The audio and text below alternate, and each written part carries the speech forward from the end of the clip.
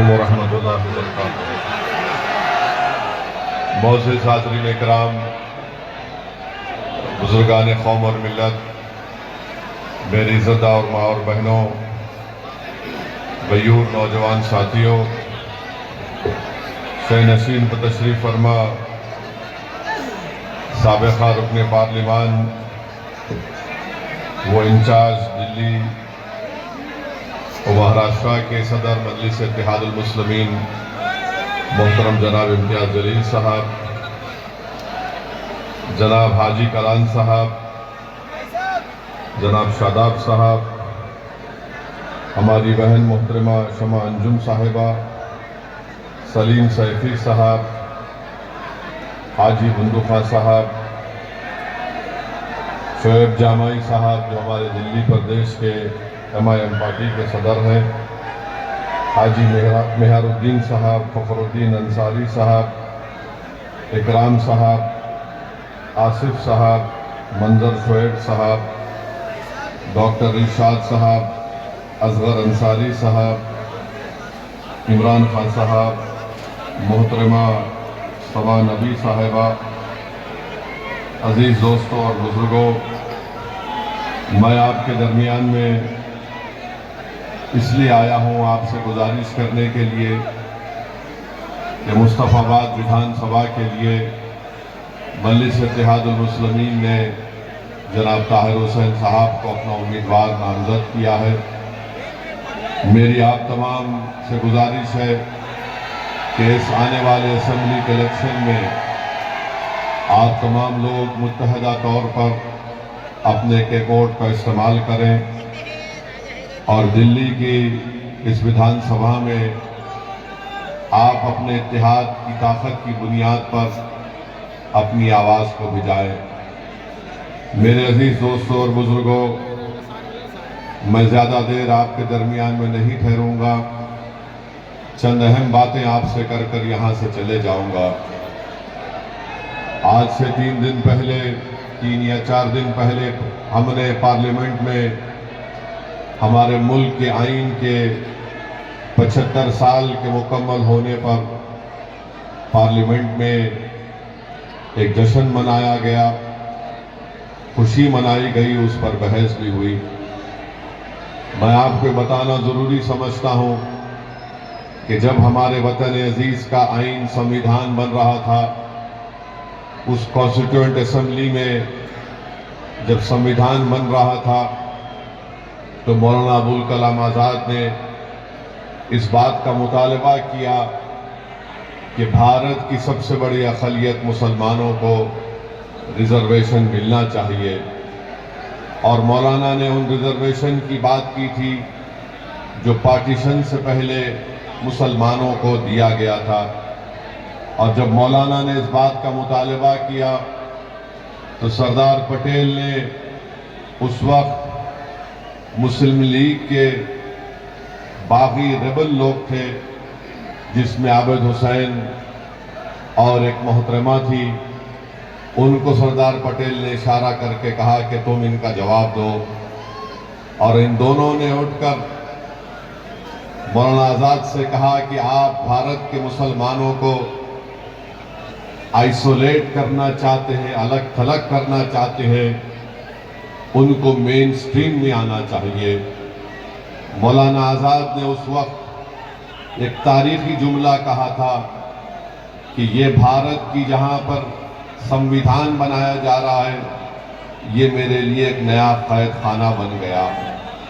میرے عزیز دوستوں اور بزرگوں، 75 سال پہلے بابا صاحب امبیڈکر نے اس بات کو کہہ دیا کہ بھارت کے اقلیتوں کو کبھی بھی سطح میں ان کو حصہ داری نہیں دی جائے گی، اور اگر وہ اقتدار میں اپنے حصے کا مطالبہ کریں گے تو ان پر ایک الزام لگا دیا جائے گا کہ یہ فرقہ پرست ہے، یہ فرقہ پرستی کو فروغ دے رہے ہیں۔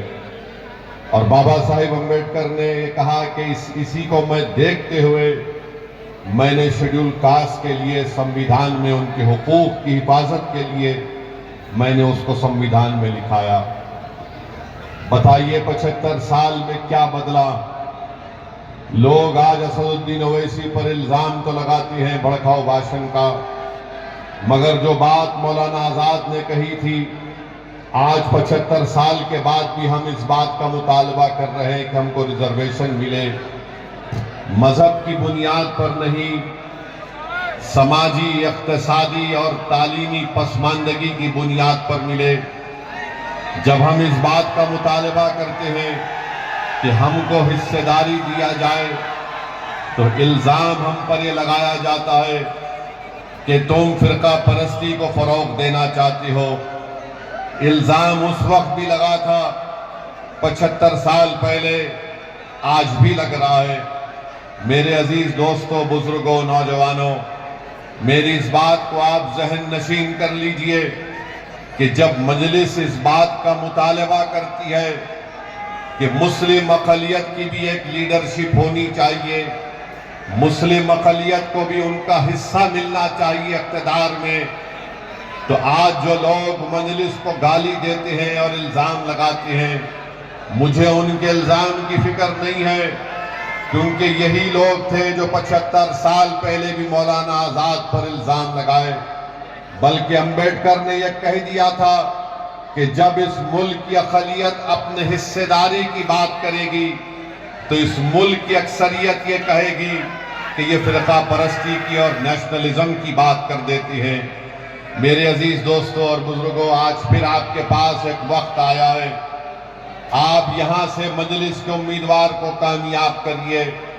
یہ ایک شخص کی کامیابی نہیں ہوگی، بلکہ یہ آپ کی ایک سوچ کی کامیابی ہوگی۔ یہ ایک شخص کو آپ متحدہ طور پر اپنا ووٹ ڈال کر کامیاب نہیں کریں گے، بلکہ آپ اپنی ایک لیڈرشپ کو مضبوط کریں گے۔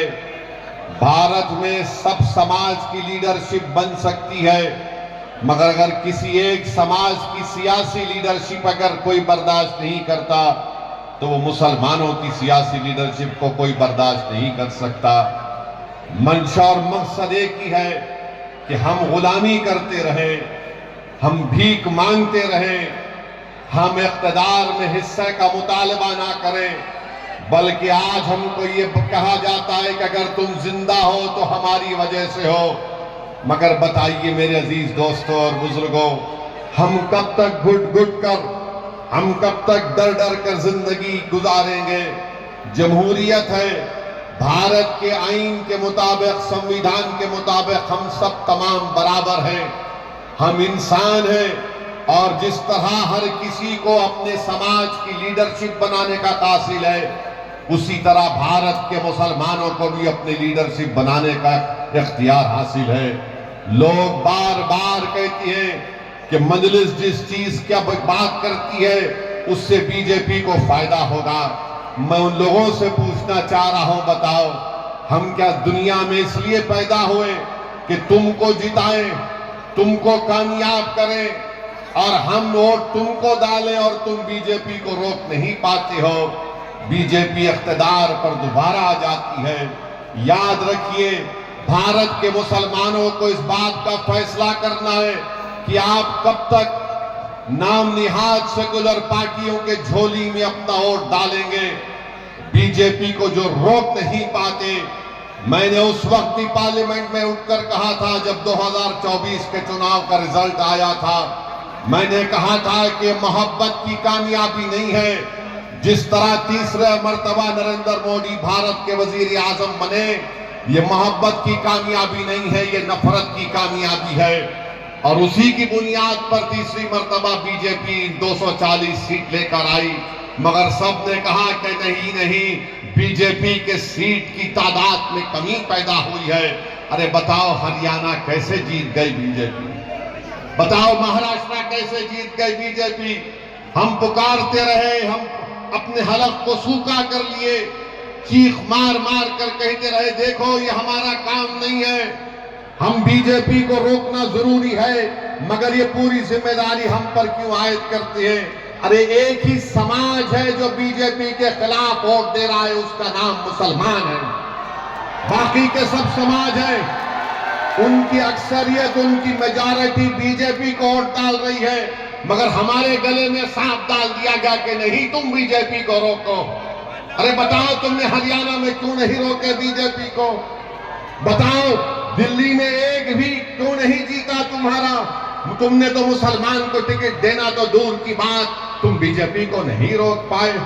کون ذمہ دار ہے اس کا؟ میری بات آپ سمجھیے، یاد رکھیے، اگر آپ پھر سے اس کا شکار ہوں گے، نہیں ہم کو بی جے پی کو روکنا ہے، یقیناً روکنا ہے، مگر روکنے کا مطلب یہ نہیں ہے کہ تم اپنے بچوں کو جو 5 سال سے جیل میں سڑ رہے ہیں، جن کا نام وہ لینا نہیں چاہتے، آپ انہی کو ووٹ دیں گے؟ جو 5 سال سے جو جیل میں سڑ رہے ہیں، جس کا باپ پریشان، جس کی بیوی پریشان، جس کے اولاد بچے تھے جوان ہو گئے، ان کا نام نہیں لینا چاہتے؟ جو بچے جیلوں میں سڑ رہے ہیں تو ان کا نام نہیں لیتے، مگر آپ ان کو ووٹ دینا چاہیں گے؟ یہ بی جے پی کو روکنا ہے۔ ارے بی جے پی کو تو ہم ہی روک رہے ہیں، ہم بی جے پی کو نہ کبھی ووٹ دیے نہ کبھی دیں گے، مگر یہ لوگ کیا بی جے پی کو روک پا رہے؟ نہیں روک پا رہے۔ یہ اپنی زبان سے نام تک نہیں لیتے۔ طاہر حسین کے نام کا اعلان کیا تو سب کے پیٹ میں درد شروع ہو گیا۔ طاہر حسین کا نام کا اعلان کیا تو سب کے سر میں درد شروع ہو گیا۔ ارے جس کے پیٹ میں درد ہو رہا ہے، جس کے سر میں درد ہو رہا ہے، کیا تم بھول گئے کہ تم طاہر حسین کی گھر کی چھت پر بیٹھ کر کتنے مرتبہ طاہر حسین نے تم کو کھانا کھلایا تھا؟ کیا تم بھول گئے کہ طاہر حسین کی چھت پر بیٹھ کر تم نے کیا کیا گفتگو کی تھی؟ آج کوئی نہیں پلٹ کر پوچھتا اس گھر کی طرف۔ بتاؤ گلفشاں سیفی جیل میں کیسے؟ اس ملک میں عجیب و غریب معاملہ ہے کہ 2 مکھیہ منتری جیل کو چلے گئے، جھارکھنڈ کے، دلی کے، ان کو بیل ہو گئی، مگر جو 5 سال سے سڑ رہے ہیں ان کو بیل نہیں ہوتی ہے۔ کون ہے اس کا ذمہ دار؟ اکاؤنٹیبلٹی کس پر عائد ہوگی؟ بتاؤ کب تک نیشنل میجارٹی اور نیشنل مائنارٹی کو دبایا جائے گا؟ کب تک یہ بحث چلے گی نیشنل میجارٹی ہے، نیشنل مائنارٹی ہے؟ ارے قانون تو سب کے لیے اگر برابر ہے، اگر کیجریوال کو بیل ہو گئی، سسودیا کو بیل ہو گئی، تو کیوں نہیں دوسروں کو بیل ہو رہی ہے؟ سب پر بھی وہی گریویس آفینسز ہے، مگر تم کو بیل ہو سکتی ہے، اور جو بچے جیلوں میں سڑ رہے ہیں ان کو بیل کیوں نہیں ہو سکتی؟ بتاؤ میرے عزیز دوستوں اور بزرگوں، یہی ناانصافی ہے۔ اگر آج آپ مصطفیٰ آباد سے اپنی آواز کو بلند کرنا چاہتی ہیں، اگر آپ اس ناانصافی کو ختم کرنا چاہتے ہیں، تو متحدہ طور پر اپنے ووٹ کا استعمال کریے۔ میں ذمہ داری کے ساتھ مصطفیٰ آباد میں کھڑے ہو کر آپ تمام بزرگوں، نوجوانوں اور ہماری ماں اور بہنوں سے عرض کرنے آیا ہوں، یہاں سے اگر آپ بی جے پی کی